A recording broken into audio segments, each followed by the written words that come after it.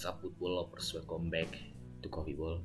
Di episode gue kali ini gue bakal mereview pemain-pemain pembelian Juventus di bursa transfer 2019-2020 mencakup bulan Juni, Juli, Agustus dan juga bulan Januari 2020. Kita langsung ke pemain pertama, ada dari sektor pertahanan yaitu Merih Demiral. Merih Demiral menurut gue ialah salah satu transfer terbaik Juventus di musim 2019-2020. Menurut gua Merih Demiral lebih baik performanya daripada Matthijs de Ligt. Kalian boleh judge gua kalau misalkan pernyataan gue ini salah, tapi menurut gua Merih Demiral memang benar-benar lebih bagus dari Matthijs de Ligt. Mungkin aja Merih Demiral itu kesan kelihatan bagus karena ekspektasi dia memang tidak terlalu besar, tidak seperti Matthijs de Ligt yang ekspektasinya tinggi banget oleh fans Juventus yang memang sangat-sangat dinantikan oleh fans Juventus. Jadi Merih Demiral nggak dinantikan juga, ekspektasi nggak tinggi, tapi ternyata bermain bagus. Itu kan kayak sebuah pembuktian bahwa dia ini pemain sangat bagus. Merih Demiral ini kayak tipe back yang ganas gitu loh. Kalau misalkan dia adalah striker, dia tuh kayak Diego Costa. Mungkin aja dia tuh kayak kalau misalkan seorang back kayak Pepe dulu di Real Madrid tuh kayak pemain ganas di dalam lapangan, mulutnya juga kadang-kadang suka ngeluarin apa gitu, suka memprovokasi pemain. Dan ini adalah salah satu back terbaik Juventus musim ini. Kalau kalian, menurut gua pertanyaan gua dari salah, tinggal di komen aja.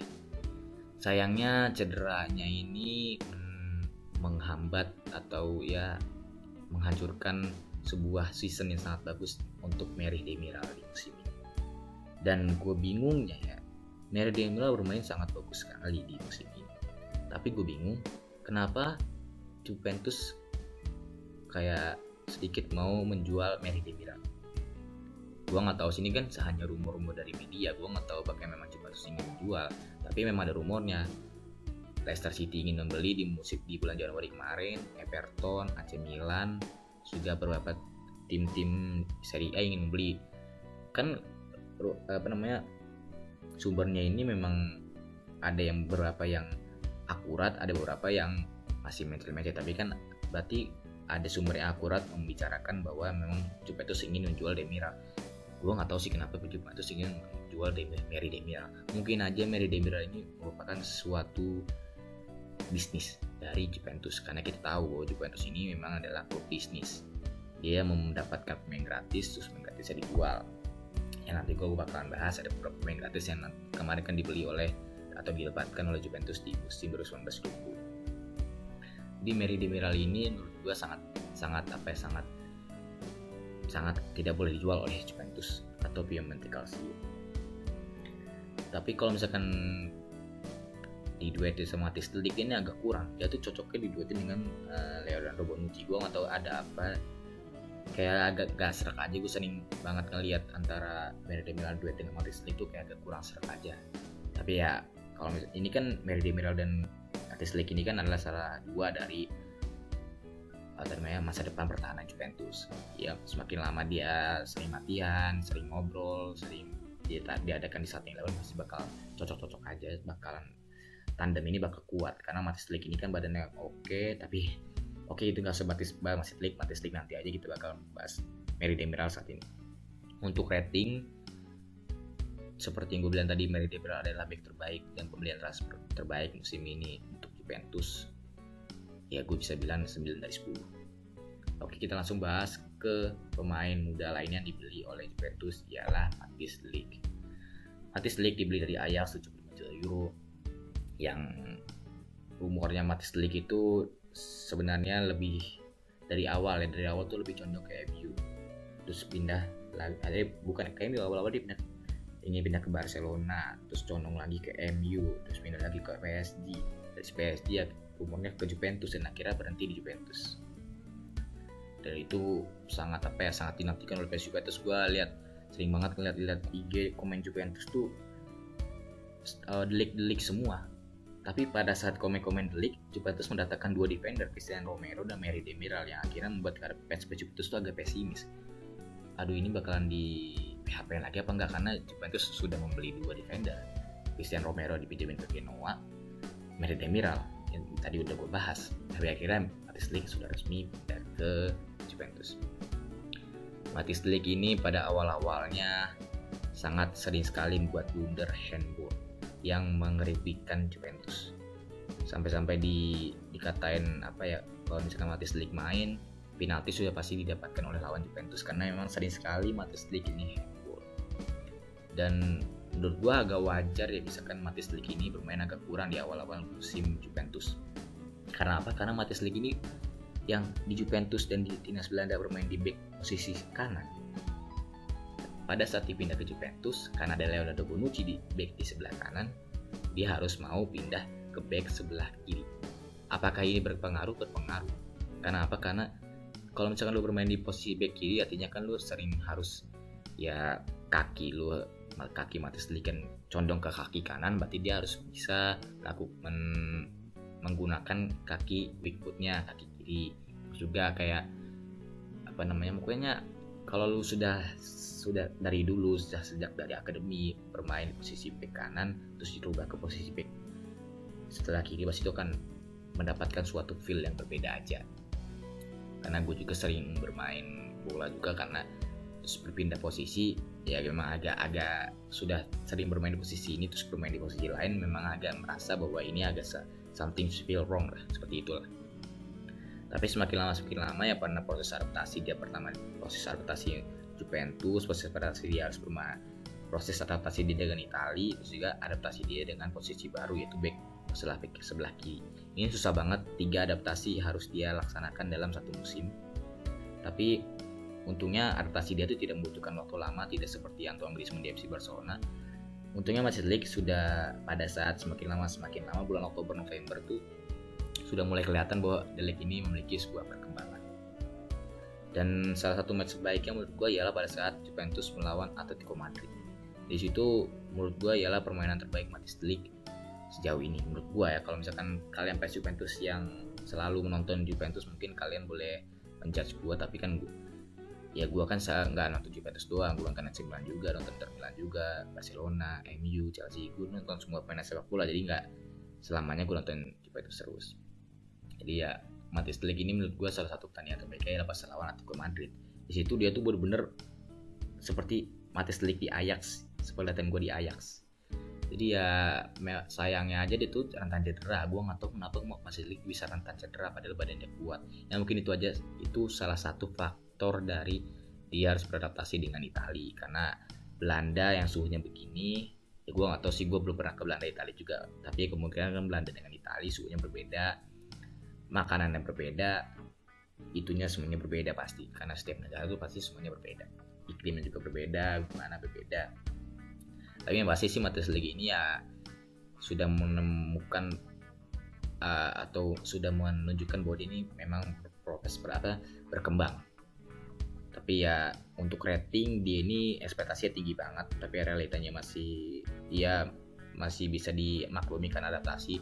Untuk rating dari 1 sampai 10 menurut gua 6 dari 10. Kalau misalkan kalian berpikir ratingnya berbeda dari gua, tinggal komen di bawah. Terus ada pemain ketiga posisi sebagai bek kanan yaitu Danilo. Danilo ditukar dengan Joao Cancelo yang City harus membayar 30 juta untuk mendapatkan Joao Cancelo.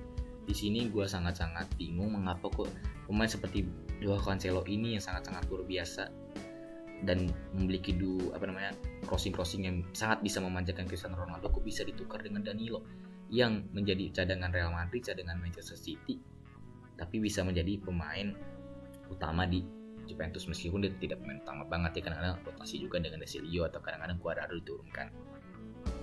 Karena kan Juventus dengan Real Madrid ke Manchester City itu kan satu level lah. Mungkin Manchester City agak di bawah, tapi kan City dengan Real Madrid dengan Juventus kan satu level.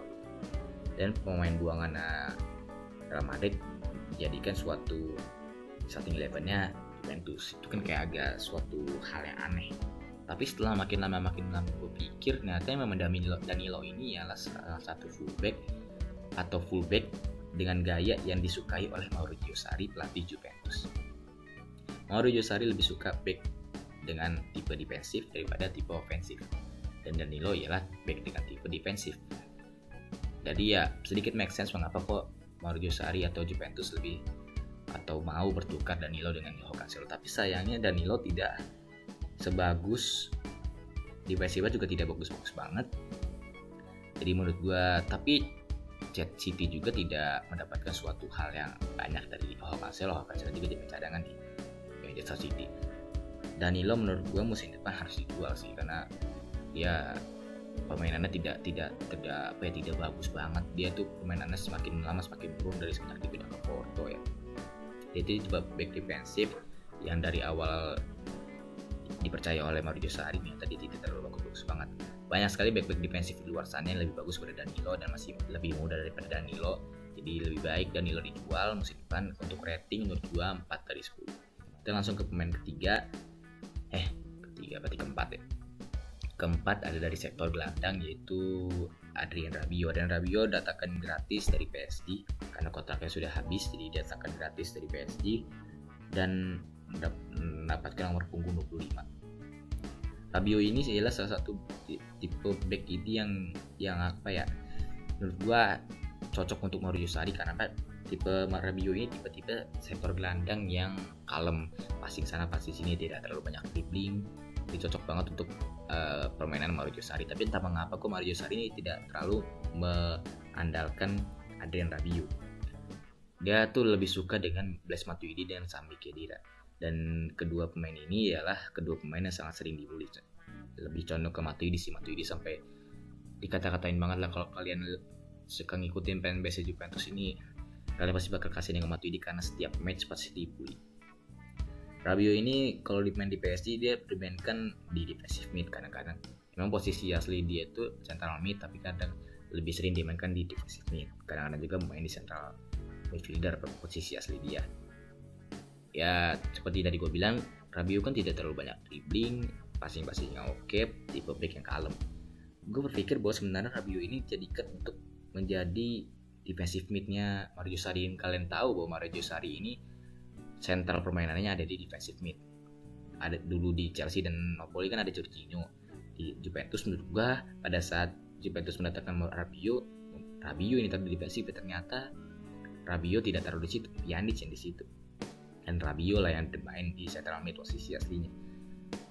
Ya oke aja sih, tapi tidak terlalu mengebus suatu sektor gelandangnya Juventus. Ya itu tidak terlalu bagus banget. Karena permainan dia tadi kalem, akhirnya jadi membuat permainan Juventus lambat.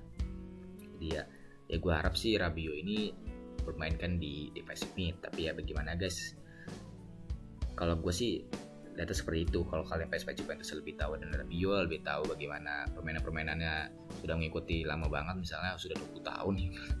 Kalian mungkin punya pendapat lain, tapi untuk rating Rabiot karena dia datangkan secara gratis, saya 5 dari 10 lah.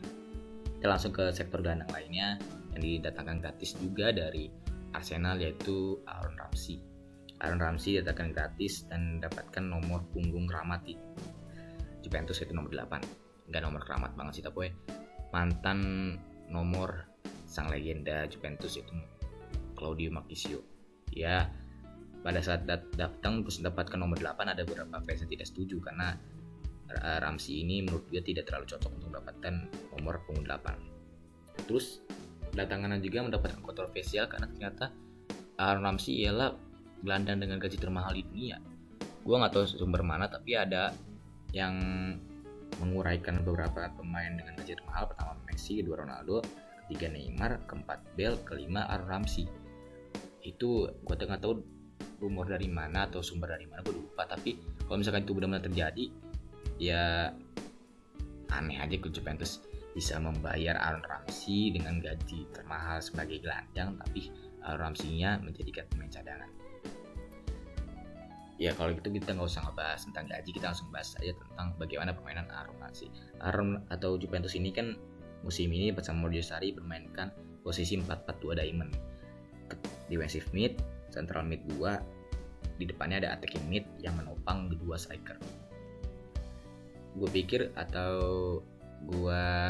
bahwa Ramsey ini bakal ditaruh di central mid, ternyata dia dimainkan di attacking mid. Ya memang Aaron Ramsey bisa saja, tapi gue harap dari dan expect dari kedatangan Aaron Ramsey ialah dia diduetkan dengan Paulo Dybala di di lini tengah. Emang si Aaron Ramsey ketika Aaron Ramsey bermainkan di attacking mid dia juga bisa duet dengan Dybala, tapi kan duetnya dengan Dybala ini kan antara gelandang dengan striker yang memiliki jarak dong. Misalkan dia duet dengan gelandang ya masih bisa deket-deketan lah gitu, istilahnya kayak seperti itu. Untuk mainan Aaron Ramsey, menurut gue Aaron Ramsey ini adalah salah satu gelandang yang paling kreatif di Juventus. Bentancur lebih ke box to box. Kalau Aaron Ramsey ini memang box to box juga, tapi dia tuh lebih kreatif aja gitu loh menurut gue. Dan sayang banget kalau misalkan Aaron Ramsey ini tidak dimainkan oleh Maurizio Sarri, karena kan Maurizio Sarri ialah sentral permainannya ialah tengah. Ya seharusnya lu butuh dong pemain yang kreatif seperti Aaron Ramsey ini. Emang dia ini punya kendala cedera yang kambuh-kambuhan, tapi ya kalau misalkan dia cedera ini mendapatkan Juventus mendapatkan suatu pemain kreatif aja lah di sektor gelandangnya. Untuk rating dari Aaron Ramsey menurut gua 6 dari 10. Jadi ya bagaimana guys, apakah kalian suka dengan rating dari gua? Apakah kalian setuju juga dengan rating pemberian gua? Untuk Luca Pellegrini ini dibeli terus dipinjamkan lagi, jadi ya dia belum mendapatkan boot di Juventus, jadi gua tidak usah membahas dari Luca Pellegrini ini. Terus juga nanti bakal gue bahas tentang rumor-rumor pembelian Juventus di musim akan depan. Apakah Juventus masih butuh Pogba? Apakah Juventus ingin atau butuh Mesut Ozil atau siapa? Nanti gue bakal bahas di video selanjutnya, video setelah gue selesai mereview sebuah pembelian transfer di tim-tim top Eropa. Kalau misalkan gue ada lupa, nanti gue bakal lanjut di setelah closing ini. Jadi bagaimana guys, apakah kalian setuju dengan pendapat gue? Jika kalian setuju tinggal di like, jika kalian tidak setuju tinggal dislike. So what's up guys, and always love football.